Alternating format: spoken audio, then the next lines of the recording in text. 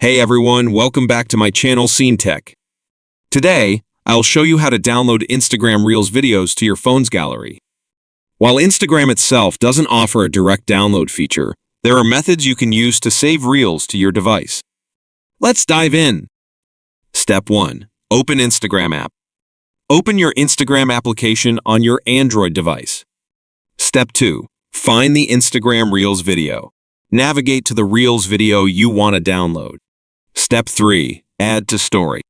When you choose your reel you want to download, tap on Share button from right side menu. Select Add to story. Tap on it. Step 4. Download reel. In the Add to story section, tap 3 dots on the top right corner. Select Save or Download button, tap on it. Step 5. Enjoy your downloaded Reels video. And there you have it. You've successfully downloaded the Instagram Reels video to your phone's gallery. Now you can watch and enjoy it offline whenever you want. Conclusion: that's the workaround for downloading Instagram Reels videos to your phone's gallery. Remember to use third-party downloaders responsibly and respect content creators' rights.